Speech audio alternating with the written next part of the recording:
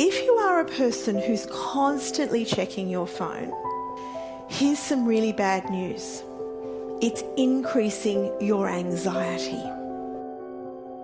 We also know that what happens is that often people check their phone because it makes them feel busy. Because while you're busy doing something, you actually don't have the space to be innovative and creative. You don't have the space to settle down all those synapses, neurosystems that are just on hyperdrive as they're trying to process things. Because we can't actually do two things at once.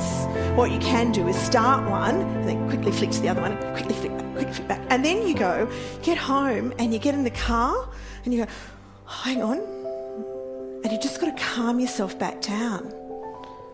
And if you've ever been trying to do something and somebody's interrupted you and you're really deep in thought and you go, oh, hang on. Right? That's actually what you're constantly doing when you're multitasking. It's just that if you do it enough, you don't notice when you're switching. So the problem with multitasking is you're actually microtasking and you're wearing yourself out. So if a goldfish concentrates for 9 seconds, remember I said to my daughter, no, you're not a goldfish because you're not making 9 seconds. Here's the bad news. The data suggests we're only doing 8. Frightening. Why is it frightening? Because in 8 seconds you can't do anything that's creative. You can't have that innovative thinking.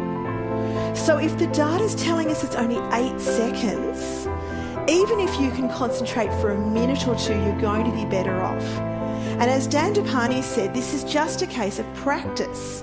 When you notice yourself being distracted, bringing yourself back. And so here's the really frightening facts. When you're multitasking or microtasking, you're decreasing your IQ by 10%. Here's the next thing.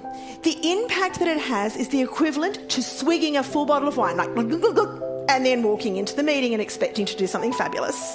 The other impact is that it's the equivalent to having lost a full night's sleep. And while we've learnt today that we could go a full 10 days without sleep, I know that anybody here who's a parent who's ever lost a few hours, you feel a bit punch drunk, right? And then somebody says to you, how about this? And you go, sorry, can you just go back on that for me again? Okay. What also happens during this time is we reach inattention blindness. And inattention blindness is the most dangerous thing because that's when you don't see the child on the side of the street whose skateboard flicks out in front of you. It's when you don't see the other small detail that's going to make a difference. It gives you a reduction in your working memory, which is why what happens is all of a sudden you say to yourself, oh, what was I supposed to do again? And it gives you the inability to think critically. What happens if you actually just turn your phone off?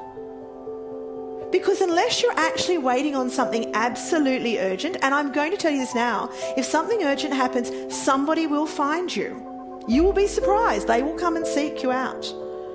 So you don't need to worry about whether or not you're going to be found if something urgent is needed. So here's the thing. If your phone's supposed to be smart and you're supposed to be smarter than your phone, right? Try setting your timer for 20 minutes and saying whatever I'm doing, I'm not going to stop for the next 20 minutes.